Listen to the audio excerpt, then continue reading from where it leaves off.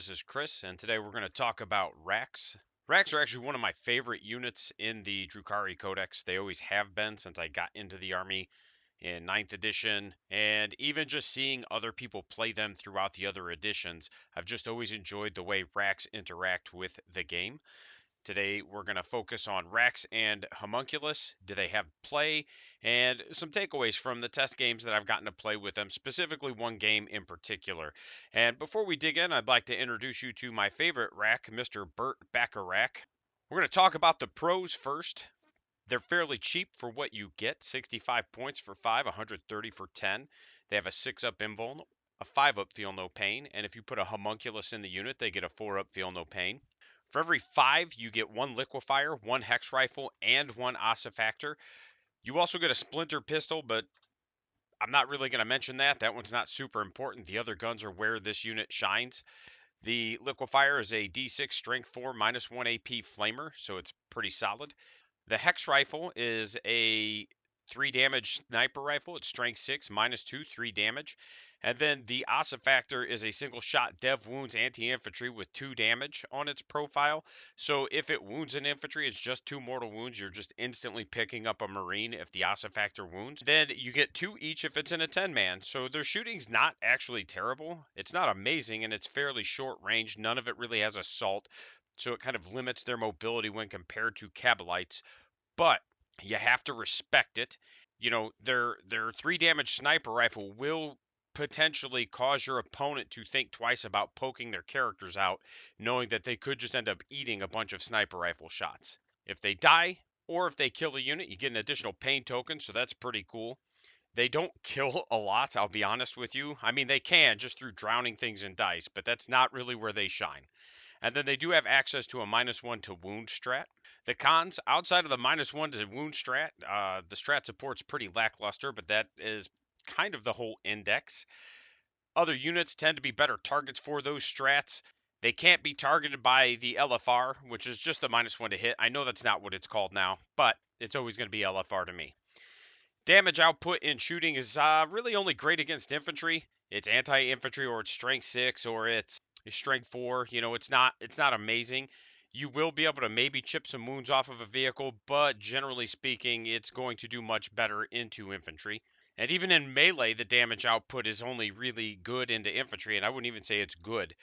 They are 2 attacks each with strength 3. They are anti-infantry 4 plus and 0 AP.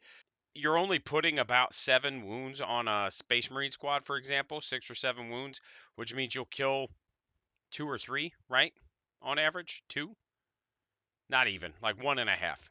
Anyway, it's not a lot, is what we're getting at. You know, but again, that's not their role. They're not damage dealers. They serve the tar pit role. And then, like I said, you know, when you compare them to Kabalites, they don't have the damage output, and I think that's why people kind of poo-poo Wracks, because Kabalites are really shiny and they're very easy to see, right? You look at them and you go, holy cow, these things are very good. And they are. They're exceptional units. They're fairly cheap and they have a lot of flexibility. And I think that's caused people to kind of think Wracks don't have play just based on some of the conversations I've had. But I will tell you, every interaction I've had with Wracks outside of one has been very positive. And even the one interaction was kind of rough, but it was still good. I've never picked them up in a single shooting phase before until I played a Votan player. And I have to remember that I misplayed them, and then it also still took almost his whole army to wipe them. So instantly I was like, oh my gosh, this is stupid. But at the same time, I should have played them better. And I had to recognize the fact that it took about 1,500 points of his army to get rid of them. Where they shine, I do think, like I said before, Wracks are a great tar pit. They can slow down a lot of units simply by being more tanky than they should. Men squad units that move 7 inches can position around the board well and be good utility units. And because they're cheap, you're not necessarily missing out on them if they're just tanking a backfield objective. And what I mean by that is if you've got 5 Wracks, that's 65 points sitting on a backfield objective. That's not that big of a deal. Whereas if you have 5 Kabalites, potential maneuverability that's sitting there. Because remember, Kabalites can advance and shoot, so they're eligible to advance and do all the action-based secondaries. So that's where, like I said, the racks just kind of feel like they could be thrown someplace and kind of forgotten about when you take the 5-man squads. Plus, in order to get 5 racks, you don't have to take a Venom. Whereas in order to get 5 Cabalites, you have a 200-point investment. Max squads with Homunculus, they're 10 wounds with access to -1 to wound, a 6-up invuln, 4-up feel no pain. That's a theoretical 20 wounds. And I know that's not always how it works, though, but it's kind of a good way to look at it is to just think of it abstractly like this 10 wound unit is actually 20 wounds. And like I said before, having hex rifles all over the table can keep your opponent's infantry a bit more hidden. If they've got some characters that they want to poke out or come at you, they'll have to respect those hex rifles because they are 3 damage and you could put 2 in a 10-man squad.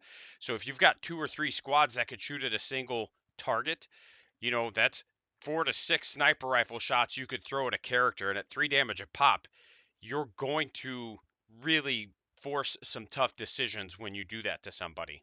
Do you run them with or without characters? I think personally, if you run 5, you just leave the homunculus out of the squad unless you need him or want him for a pain token pregame. I think the 5-man squads shine for different action-based secondaries, leaving on backfield objectives, things like that, where they can just kind of be thrown in a corner, kind of forgotten about to screen deep strikes. They're cheap, they have good utility. So these are all good positive things to me that you could do with them in those smaller units.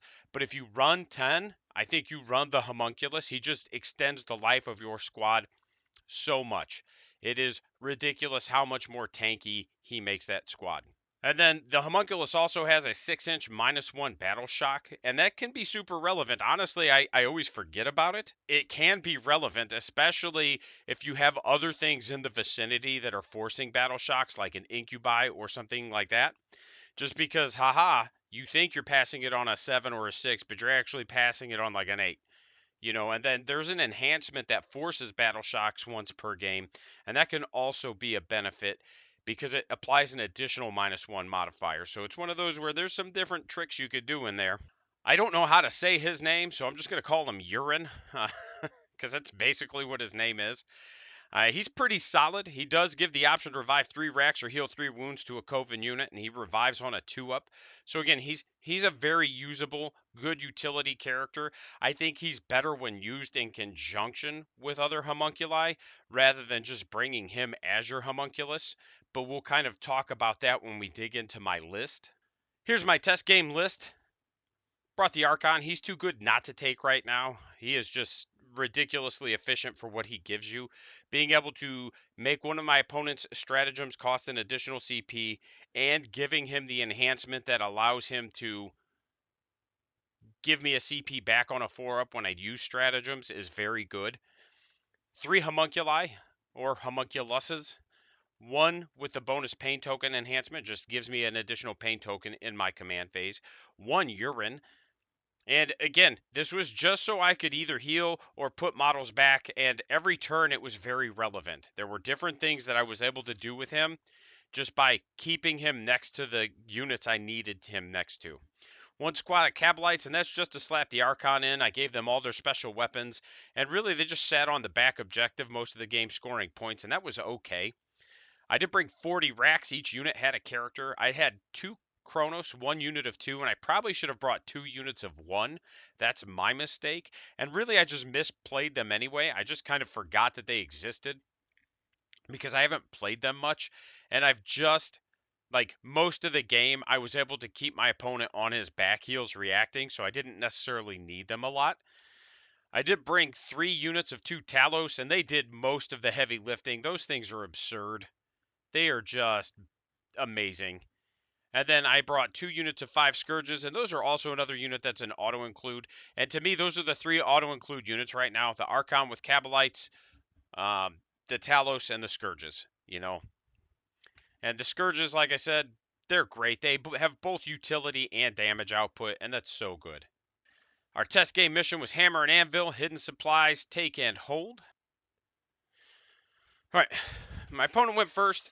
He got Secure No Man's Land. He did score it, but he had to push up the table to grab objectives, and he left a few things exposed towards the middle of the table. No prisoners. He didn't score round 1. I ended up going second. I got Engage, which I didn't score round one. I got cleanse, and really what I ended up doing was just going, okay, I'm going to get rid of cleanse. I'm not going to worry about scoring points immediately. I'm going to focus on maybe doing some damage to some of his units and seeing where we're at. I drew a tempting target. I did score that, but that did take some finagling and a good charge roll with some racks. But being able to get them into combat was pretty clutch because that allowed me to push past him and kind of wrap around him to tag the objective he had picked. And he just couldn't kill enough bodies to pull me off the objective in the fight backs. And so I was able to take that objective from him and score my tempting target. Round three, this was our effectively our last round. We had to call it after this. We did kind of talk it out a little bit after that.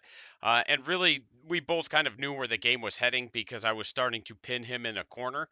He had kept assassinate and he didn't score. And really, I was able to wrap up a lot of his shooty units to prevent him from just killing things. And then overwhelming force, he did get his 5 on that. And then on my turn, I got behind enemy lines and area denial. I was able to get my 3 points because of Scourges coming out of Deep Strike, and then area denial. I was able to basically charge a unit that was towards the center of the board, and then just wipe it through shooting. I had shot it, dwindled it down, charged it, and then killed the last model and was able to just sit on the middle of the board to get area denial. So there was some luck involved in the area denial, but I was able to do it, and really I probably could have got him through melee anyway, just through weight of dice. And from there, we talked out the rest of the game. And then we decided the final was going to be 45-84. That was a win for me. I held him to 20 points in primaries. I did cap at 50. My feel no pain were not great. I did fail a lot more than statistical. But when I did make them, they were very important ones, and that kind of helped mitigate the fact that I failed a lot of them.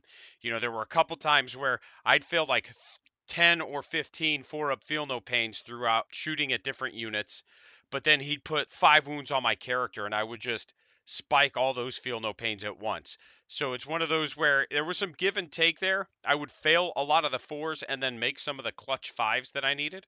So it did kind of even out. He struggled to remove whole units the whole game, and I just drowned him in dice. That was going to be my plan going into it. Throw as many dice as I can, see how many chip wounds I could do, and it worked. The 3 Talos were superb. He had a Forge Fiend, he had Land Raider, he had Hellbrutes, and each one of those just got decimated by the Talos, and he just couldn't do anything in return to them. And a lot of it had to do with the fact that when he did shoot at them, I was able to be like, okay, well, this one's getting -1 to wound now that you're shooting your Land Raider at it. So now you can either shoot your Meltas at it from your Hellbrute, or you can go shoot at something else. And he just wasn't able to effectively focus on one unit, and that helped a lot. And then the Scourges were great for both points and damage output.